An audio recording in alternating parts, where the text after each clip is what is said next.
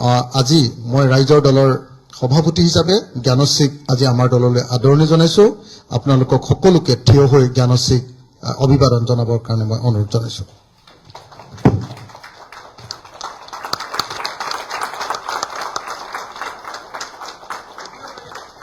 ৰাইজৰ দল ৰাইজৰ দল ৰাইজৰ দল ৰাইজৰ দল ডক্টৰ জ্ঞানশ্ৰী বৰা, অখিল গগৈ, ডক্টৰ জ্ঞানশ্ৰী বৰা, অখিল গগৈ, ৰাইজৰ দল, জয় অসম। পৰিৱেশ সলনি কৰিব লাগিব। এনে এটা পৰিৱেশ সলনি কৰিবলৈ কোনোবা ওলাই আহিব লাগিব আৰু সেইবাবে মই ওলাই আহিছো। মোৰ এই যাত্ৰা কঠিন, মই জানো এই যাত্ৰা সহজ নহয়, কাৰণ সকলোৱে যেতিয়া সুবিধাবাদৰ পক্ষত স্থান লয়, সকলোৱে যেতিয়া স্থিতাৱস্থাৰ পক্ষত স্থান লয়, শাসকৰ লগত খোজ মিলাই চলে, তেনে এটা অৱস্থাত এনে কণ্টকাকীৰ্ণ পথ লৈ যাবলৈ নিশ্চয় দূৰলৈ যাব লাগিব, নিশ্চয় কষ্টৰে যাব লাগিব, কিন্তু মই যাম। সেই দূৰ, সেই কষ্ট, সেই বাধা বিঘিনি অতিক্ৰম কৰি মই এই সুবিধাবাদৰ বিপৰীতে আস্থাৰ ৰাজনীতিৰ পথাৰখনত খোজ দিব বিচাৰিছো। ঘৃণা, বিদ্বেষ, হিংসা, বিশৃংখলতাৰ ৰাজনৈতিক পৰিৱেশটোৰ বিপৰীতে মই আস্থাৰ ৰাজনীতি কৰিব বিচাৰিছো, বিশ্বাসৰ ৰাজনীতি কৰিব বিচাৰিছো। এই ঘৃণা বিদ্বেষৰ পৰিৱেশত মই প্ৰেম আৰু ভালপোৱাৰ ৰাজনীতি কৰিব বিচাৰিছো। মানুহে মানুহক ভালপোৱাৰ ৰাজনীতি কৰিব খুজিছো। হাতে হাত ধৰি সকলো জাতি, ধৰ্ম, বৰ্ণ নিৰ্বিশেষে প্ৰতিটো স্তৰৰ মানুহক একে লগত সমান খোজেৰে আগবঢ়াই লৈ যোৱাৰ ৰাজনীতি কৰিব বিচাৰিছো। মই অসমৰ ৰাজনৈতিক প্ৰেক্ষাপটটো এনে এটা অৱস্থালৈ যাব বিচাৰিছো য'ত সকলো সমস্যাৰ সমান খোজেৰে আগবঢ়াই লৈ যোৱাৰ ৰাজনীতি কৰিব বিচাৰিছো।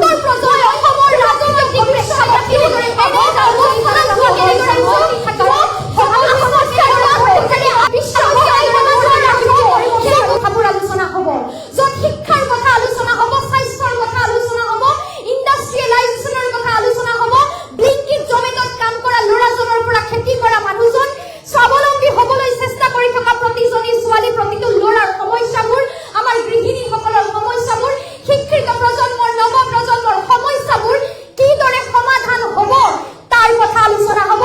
কেৱল ইজনে সিজনক গালি পাৰি হিংসাৰ নামত, ধৰ্মৰ নামত, জাতি ধৰ্মৰ নামত বিভাজনৰ ৰাজনীতিৰ বিপৰীতে শংকৰদেৱ গুৰুজনাই দেখাই থোৱা বাটেৰে আৰু বাণীৰে সকলো জাতি, ধৰ্ম, বৰ্ণ নিৰ্বিশেষে হাতে হাত ধৰি একতাৰ ৰাজনীতি কৰিব বিচাৰিছো। এই ৰাজনৈতিক ক্ষেত্ৰত মই জানো যে আজিৰ প্ৰজন্মই বিচৰা ৰাজনৈতিক ক্ষেত্ৰখন হয়তো মই ভবাৰ দৰেই হয়।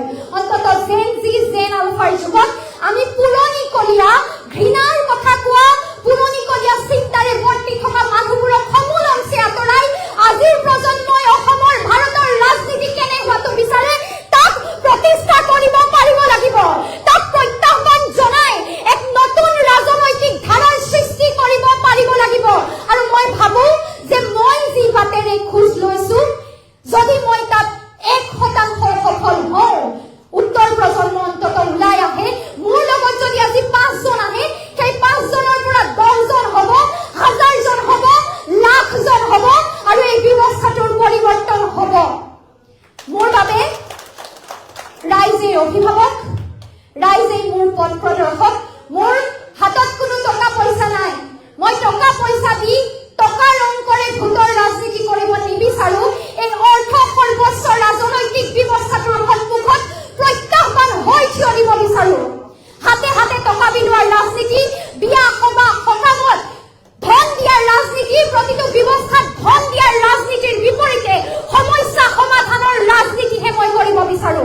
মই সমস্যাৰ কথা কম, তাৰ সমাধানৰ কথা কম। টকা বিলাই মানুহৰ মন ভাল লগোৱা ভোট বেংকৰ ৰাজনীতিৰ কথা মই নকওঁ।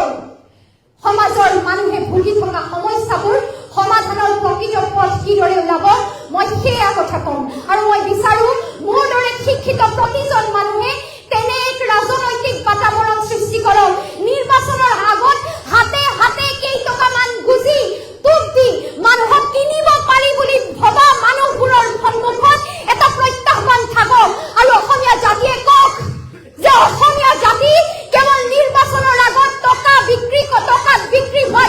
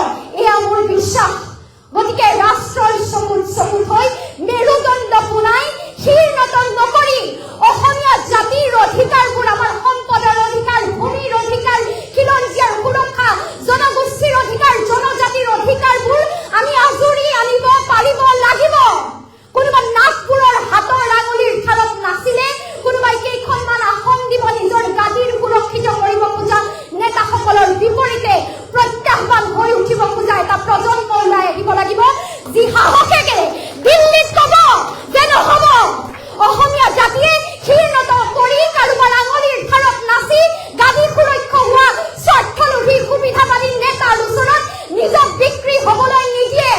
অসমীয়া জাতিয়ে বিষ্ণু ৰাভাই দেখুওৱা পথেৰে, জ্যোতিপ্ৰসাদে দেখুওৱা পথেৰে আগবাঢ়ি যাব। জুবিন দাই কোৱা বাটেৰে আমি খোজ ল'ম। অসমীয়া জাতিয়ে যিদৰে সেইসকল মানুহক মৰম দিলে, মই ভাবো যে অনাগত দিনত জাতিৰ বাবে সৰ্বস্ব ত্যাগ কৰি উজাৰি দি কষ্ট কৰিব খোজা মানুহক মৰম দিব। গতিকে মোৰ ক'বলগীয়া এইখিনিয়ে। অনাগত দিনত মই মোৰ ৰাজনৈতিক ক্ষেত্ৰখনত কোনবোৰ সপোন আছে এয়া নিশ্চয়কৈ ক'ম। দলে মোক যি দায়িত্ব দিয়ে সেই দায়িত্ব পালন কৰিবলৈ মই চেষ্টা কৰিম। আৰু পুনৰ কওঁ যে ঘৃণা, বিদ্বেষ, আস্থাহীনতাৰ এই ৰাজনৈতিক পৰিৱেশত মই জ্ঞানশ্ৰী বৰাই অসমৰ অগ্নিকন্যা হৈ ভালপোৱাৰ ৰাজনীতি কৰিব খুজিছো, বিশ্বাসৰ ৰাজনীতি কৰিব খুজিছো, আস্থাৰ ৰাজনীতি কৰিব খুজিছো, হাতে হাত ধৰি প্ৰতিজন মানুহক আগুৱাই লৈ যোৱাৰ ৰাজনীতি কৰিব খুজিছো। যদি মোৰ এই পথ শুদ্ধ, যদি এই মোৰ পথ সত্যত আছে, আদৰ্শত আছে, মই মোৰ আদৰ্শৰ পৰা বিচলিত নোহোৱাকৈ আছো, তেতিয়াহ'লে মই অসমৰ দল মত নিৰ্বিশেষে যিকোনো আদৰ্শত বিশ্বাসী প্ৰতিজন ব্যক্তিৰ ওচৰত এটাই অনুৰোধ কৰিম যে আশীৰ্বাদ দিয়ক। এটা প্ৰজন্ম যাতে ৰাজনীতিৰ প্ৰতি আকৃষ্ট হয়, ৰাজনীতিও যে এক ভৱিষ্যতৰ বিকল্প হ'ব পাৰে, ভাল পথ হ'ব পাৰে, ভাল মানুহ যে ৰাজনীতিত থাকে, এনে এটা পৰিৱেশ যাতে সূচনা হ'ব পাৰে, তাৰ বাবে উঠি অহা প্ৰজন্মৰ প্ৰতিজন যুৱক যুৱতীক আশীৰ্বাদ দিয়ক। মোৰ এই যাত্ৰাত মই অসমৰ প্ৰতিজন ৰাইজ সহযাত্ৰী হ'ব বুলি আশা ৰাখিছো।